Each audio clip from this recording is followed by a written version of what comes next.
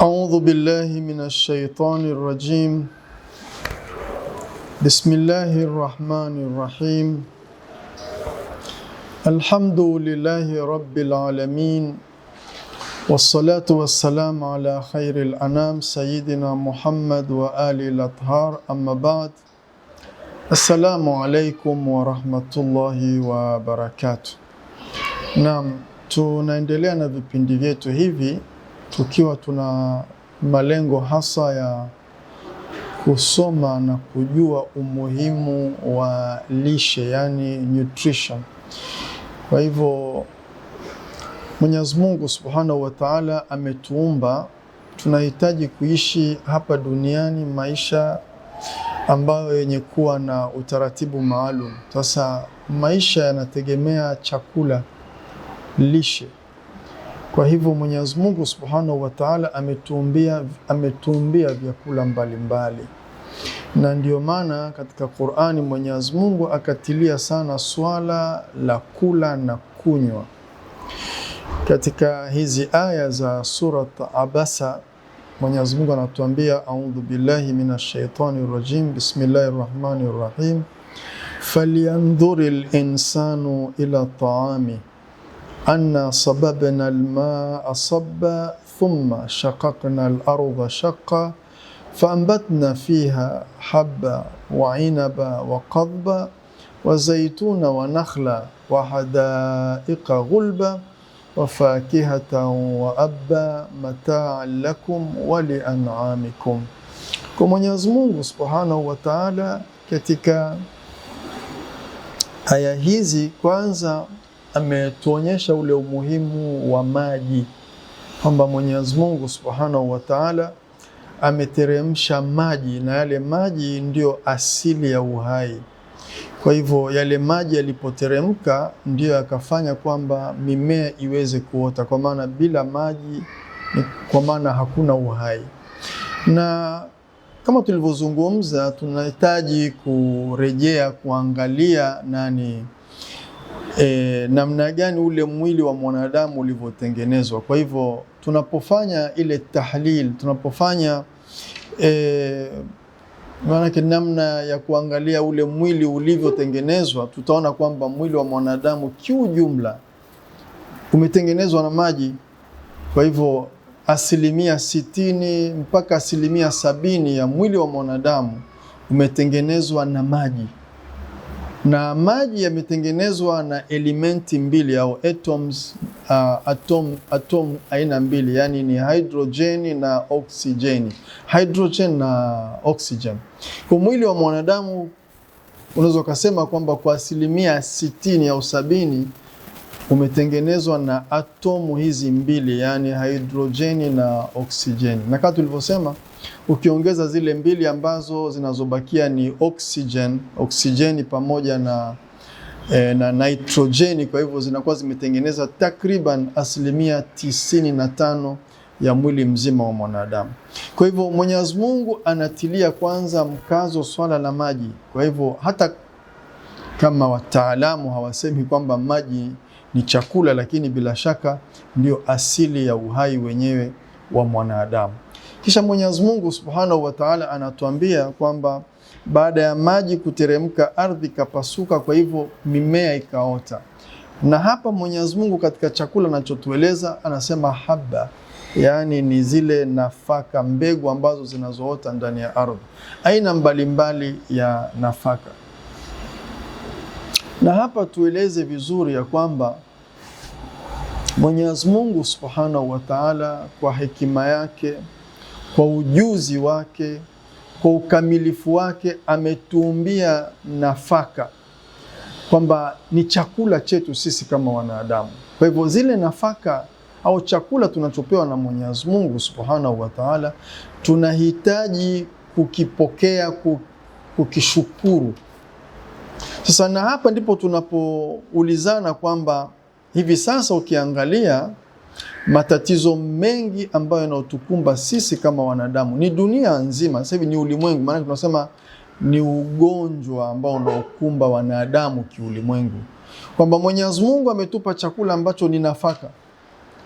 Na wengi katika nafaka tunazotumia ni kama vile tunatumia ngano, tunatumia mahindi, tunatumia mchele. Hizi ni nafaka ambazo ni maarufu ambazo ulimwengu mzima zinatumika.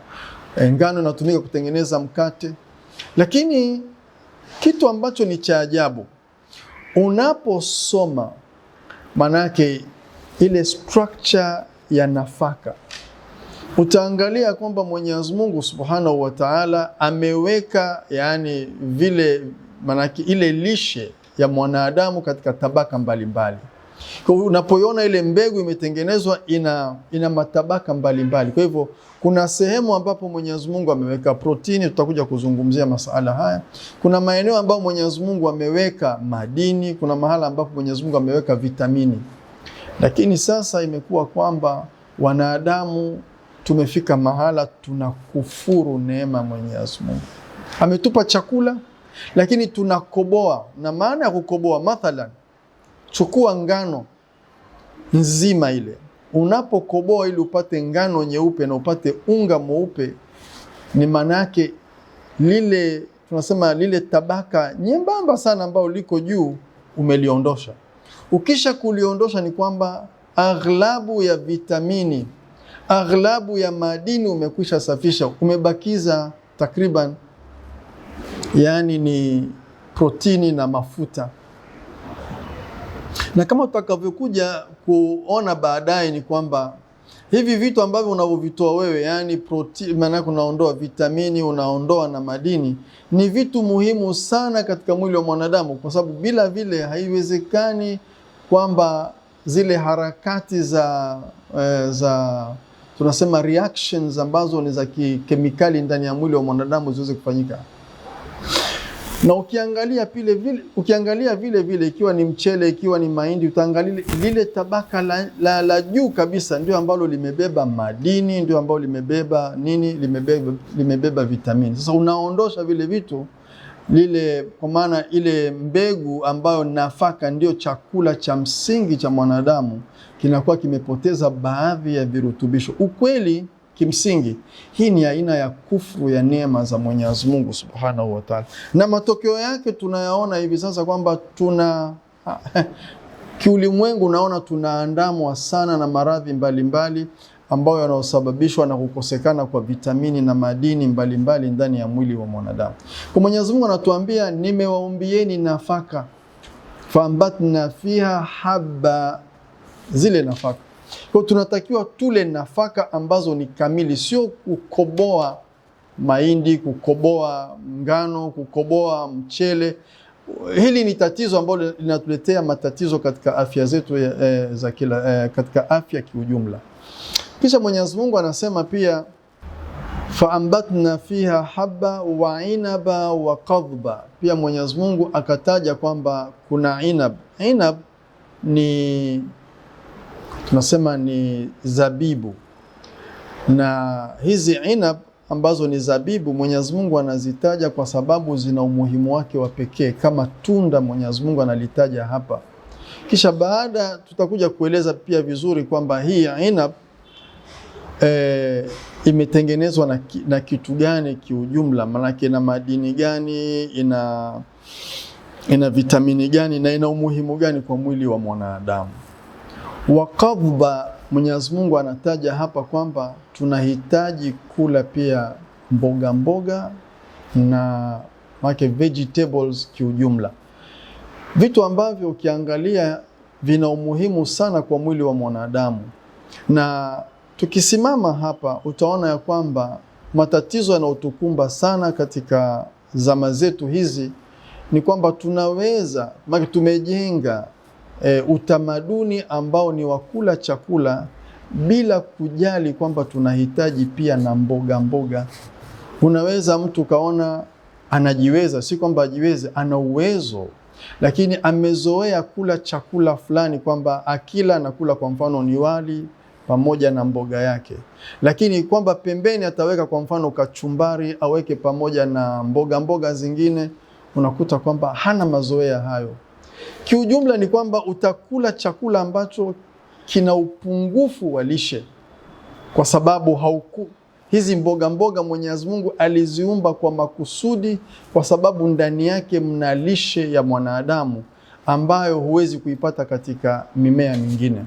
Sasa kiujumla tunahitaji kula chakula ambacho kina lishe ambayo ni kamili, na lishe hii hatuwezi kuipata katika chakula kimoja. Tunahitaji kula vitu mbalimbali kama vile tutakavyoona hapa. Mwenyezi Mungu ametaja haba, na haba tule ambayo ni nafaka ambazo hazikukobolewa, wa inaba tumetaja, wa kadhba na mboga mboga. Tutaendelea kuona baadaye kwamba panahitajika pia kula na matunda ambayo yanatupa virutubisho maalum ambavyo ni muhimu sana kwa ajili ya afya zetu. Kiujumla, kwa kumalizia au kwa kufunga kipindi hiki, tuelewe ya kwamba Mwenyezi Mungu Subhanahu wa Ta'ala ametuumba mwili wetu una mahitaji maalum. Yale mahitaji ya chakula pia Mwenyezi Mungu ametuumbia vyakula ambavyo vinakidhi yale mahitaji. Tunahitaji kula chakula kama inavyotakiwa, kama alivyotaka Mwenyezi Mungu Subhanahu wa Ta'ala. Ikiwa hatukula chakula kama ipasavyo, basi tutakula madawa kama wanavyozungumza. Tule chakula kama dawa na tusile dawa kama chakula. Mwenyezi Mungu Subhanahu wa Ta'ala tunamuomba atupe hekima na busara. Mwenyezi Mungu atupe ule uwezo wa kuweza kuwa na elimu ya kufahamu ya kwamba vyakula alivyoviumba ni muhimu kwetu sisi, na ni vile vyakula mbalimbali na sio chakula maalum, au kuwa na mazoea ya kula chakula tu fulani na ukaacha vyakula vingine. Tunahitaji kula vyakula ambavyo vya sampuli mbalimbali ili kuweza kuwa na afya bora, na tukiwa na afya bora ndipo tunapoweza kujenga jamii zilizokuwa nzuri, ndipo tunapoweza kujenga bila shaka taifa ambalo lenye kuwa na maendeleo, watu wenye kuwa na siha mzuri na wenye kuweza kuchangia maendeleo ya taifa. Inshallah Mwenyezi Mungu Subhanahu wa Ta'ala atupe tawfik. Wassalamu alaikum wa rahmatullahi wa barakatuh.